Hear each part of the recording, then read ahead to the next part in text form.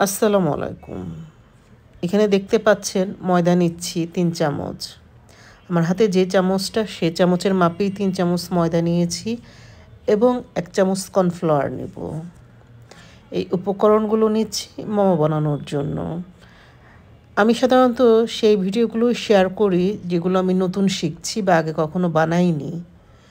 কারণ আমি একদম চাই যে আমার সাথে আপনারা নতুন বানানোর যে আমেজটা সেটা পান আমার কাছ থেকে। খুব সুন্দর করে অর্গানাইজ করে বানাতে গেলে দেখা যায় যে অনেক সময় বানানোর যে রিভিউটা সেটা অরিজিনাল হয় না। এখানে আমি একসাথে লবণ দিয়েছিলাম, তো সব কিছু চেলে নিয়েছি কারণ অনেক সময় ময়লা থাকে ভিতরে, এবং ভালোভাবে মাখিয়ে এখানে আমি ফুটন্ত গরম পানিটা দিয়েছি।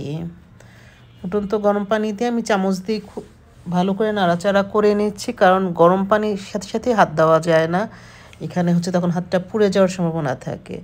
তো ভালো করে মাখিয়ে নিচ্ছি চামচের সাহায্যেই। এখন একটু দেখলাম যে হাত দিয়ে ধরা যায় কি না। যখন দেখলাম যে হাত দিয়ে ধরা যাচ্ছে তখন আমি এটাকে ভালোভাবে ময়ান করে নিব।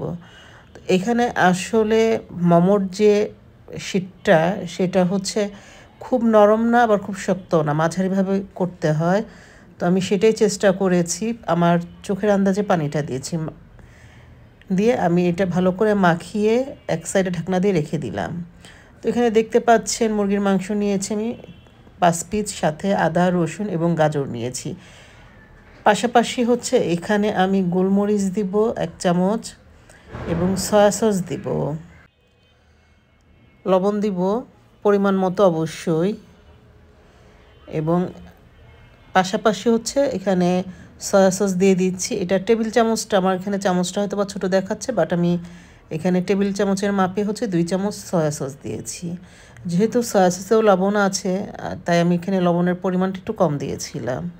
তো সবগুলো একসাথে মাখিয়ে আমি ব্লেন্ড করে নিব। আপনারা চাইলে গাজরটা কুচি করে দিতে পারেন পরে, বাট আমার কাছে মনে হলো ব্লেন্ড করে নিলে ভালো লাগবে। এখন এখানে আমি 2টো কাঁচামরিচ দিয়ে দিচ্ছি। কাঁচামরিচের ভিতর থেকে বিচিটা ফেলে দিয়েছি। আপনারা এখানে সাথে চাইলে একটু কালো গোলমরিচটাও ব্যবহার করতে পারেন। এবং পাশাপাশি দেখলেন আমি হচ্ছে এখানে ঘি গরম করেছি পরিমাণ মতো। ঘি গরম করে গরম ঘিটা এখানে ঢেলে দিয়েছি, মিক্সড করে নিচ্ছি। এখন আপনারা চাইলে এখানে সয়াবিন তেলও দিতে পারেন, বাটারও দিতে পারেন। তো আমার মনে হলো আমি অন্য কোনো কিছু, তার বাটার যেহেতু ইউজ করছি না, এই পেস্টটাতে ঘিটা ইউজ করি। এখানে আমি পরিমাণ মতন সয়াবিন তেল নিয়েছি এবং সেখানে প্রায় 5 থেকে 6 কোয়া রসুন কুচি করেছিলাম, সেটাই হচ্ছে ভাজি করে নিব, যেটা রসুনের তেল বলা হয়। তো সেটাই তৈরি করব। এখানে রসুনটা ভাজি করে নিচ্ছি। লাল লাল হয়ে গেলেই গরম অবস্থাতেই রসুনটা হচ্ছে এই তেল থেকে সেঁকে নিব। তো আমার রসুনটা মোটামুটি ভাজি হয়ে এসেছে। এখন তেল থেকে রসুনটাকে আলাদা করে নিব, কারণ এই গরম তেলেই রসুনটা যদি রাখি তাহলে রসুনটা কালো হয়ে যাওয়ার সম্ভাবনা আছে। এখন রসুন এবং তেলটা এক সাইডে রাখবো। এখন তৈরি করব চিলি অয়েল। একটা বাটিতে হচ্ছে রসুন নিয়ে নিলাম, এখানে 2 কোয়া রসুন কুচি করে নিয়েছি। পাশাপাশি 1 চামচ লাল মরিচের গুঁড়া দিচ্ছি। আপনারা সাথে একটু কাশ্মীরি লাল মরিচের গুঁড়োটাও ব্যবহার করতে পারেন, আমি করিনি। দোকান থেকে কেনা চিলি ফ্লেক্স দিলাম, যেটা আমরা বাসায়ও বানাতে পারি। সাথে সাদা তেল দিলাম 1 চামচ, দিয়ে একটু মিক্সড করে নিলাম। নিয়ে যে রসুনটা ভাজি করে রেখেছিলাম যে তেলটা, সেটা এখানে দিয়ে দিব। তেলটাকে আমি একটু গরম করে নিয়েছি, গরম তেলটাই এখানে দিয়ে দিলাম। দিয়ে তৈরি করে নিলাম আমাদের চিলি অয়েল।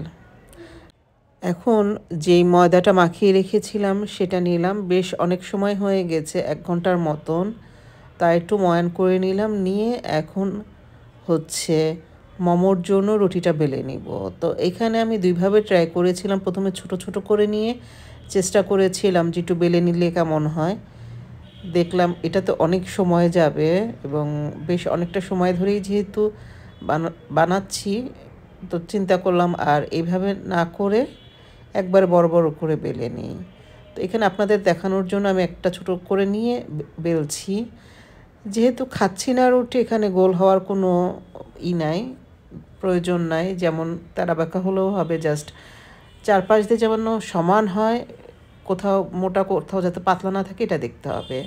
তো আমি এখানে একটা ঢাকনা সুন্দর করে ধুয়ে নিয়ে রুটিটা কেটে নিলাম, এবং যেহেতু একটু একটু করে ময়দা দিয়েছি তাই আলাদা করে এখানে উপরে ময়দা বা কর্নফ্লাওয়ার ছিটিয়ে দেওয়ার কোনো প্রয়োজন নাই। তো এখানে বড় একটা অংশ নিয়ে রুটিটা বেলে নিয়েছি, দেখতে পাচ্ছেন। এখন রুটিটা কেটে নিব। যেহেতু আমি রুটি বেলতে গিয়ে ময়দা দিয়েছি, তো আমি এখানে এক্সট্রা করে উপরে আর কোনো কিছু দেইনি, কর্নফ্লাওয়ার বা ময়দা।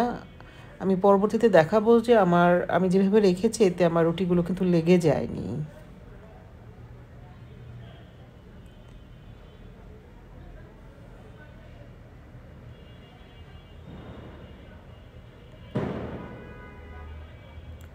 অনেক সময় দেখা যায় রুটিটা পাতলা থাকলে ভালোভাবে চাপ না পড়লে কাটা হয় না, তো আমি আরেকবার করে কেটে নিলাম। আমার হয়ে গেছে। আমি আগে অনেকগুলো করে রেখেছিলাম, আপনাদের দেখানোর জন্য আবার 2টা করে দেখালাম। তো এখন আমি এইখানে হচ্ছে যেটা আমরা রেগুলার বানাই, একটু পুলি পিঠার মতন করে নিয়ে দুই পাশ থেকে নিয়ে একটু ভাঁজ করে নেই, তো সেটা করে নিলাম। আমার কিন্তু এই ডিজাইনটা করতে গিয়ে কোনো এক্সট্রা পানি ইউজ করতে হয়নি, যেহেতু আমার রুটিটা পাতলা ছিল। এবং এই ডিজাইনটা করলাম যে দুই পাশ দিয়ে 3টা কুচি, আরেক সাইড দিয়ে 3টা কুচি দিয়ে সুন্দর হয়েছে। যেহেতু আমি প্রথম মোমো বানিয়েছি, ভালো হয়েছে। তো গুনছিলাম যে মোমো কয়টা হয়েছে, আমি দেখলাম যে প্রায় 27 পিসের মতন এখানে হয়েছে। তো এখন আমি এটা স্টিম করব না, ভাপে সিদ্ধ করব না, এটা হচ্ছে আরেকটা প্রসেসিংয়ে করব। যেই ফ্রাই প্যানে আমি তেল গরম করেছিলাম, এখানে যেহেতু তেলটা ছিল আমি এক্সট্রা কোনো তেল দিইনি। সবগুলোই এখন বানাবো না, আমি পরিমাণ মতন নিয়েছিলাম 10 পিস নিয়ে এখানে হচ্ছে দিয়ে আধা কাপ পানি দিয়ে দিব। তো তো মোমোগুলো অ্যারেঞ্জ করছি, দেখতে পাচ্ছেন এখানে 10 পিস নিয়েছি। আমি এখন আধা কাপ পানি এখানে দিয়ে দিব। আধা কাপ পানি দিয়ে অল্প থেকে একটু বেশি আগুন দিয়ে এটাকে সিদ্ধ করে নেব।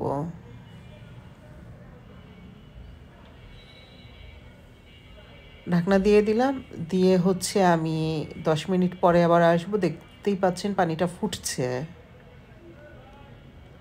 পানিটা শুকানোর পর যখন হালকা হালকা পানি ছিল, এখন আমি এটা উল্টে দিব।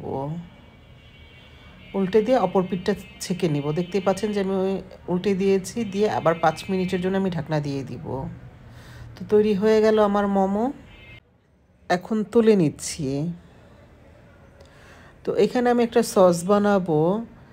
2 চামচ সয়া সস নিয়ে নিচ্ছি, চা চামচের 3 চামচ নিলাম। এখানে 2 টুকরো লেবুর রস দিব।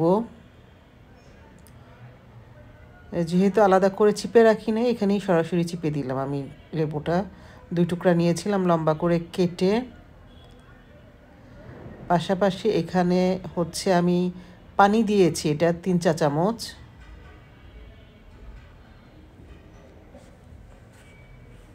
এবং যে চিলি অয়েলটা বানিয়েছিলাম সেটা দিয়ে দিব। ঝালটা আপনাদের পরিমাণ মতন আপনারা ইউজ করতে পারেন। চিলি অয়েলটাও 3 চামচ দিয়েছি। আমি যেহেতু একটু কম ঝাল খাই, আমি সব কিছু একটু কম দিয়েছি। চাইলে কিন্তু এখানে একটু ব্ল্যাক পেপার, যেটা কালো গোলমরিচও ব্যবহার করতে পারেন। তো তৈরি হয়ে গেল আমার মোমো উইথ চিলি সস। আমার কাছে খুব ভালো লেগেছে, যেহেতু দোকানে আমি কিনে খেয়ে কখনো সেরকমভাবে মানে তৃপ্তি পাইনি। তো বাসায় বানিয়েছি, প্রথমবার বানিয়েছি, এবং যা কিছু আমি সেটাই আপনাদের সাথে শেয়ার করি। যদি ভালো লাগে লাইক এবং কমেন্ট করতে ভুলবেন না, পাশাপাশি শেয়ার করতে ভুলবেন না। যেহেতু নতুন বছরে পদার্পণ করতে যাচ্ছে আমরা 2025 সাল, সবাইকে 2025 সালের শুভেচ্ছা রইল।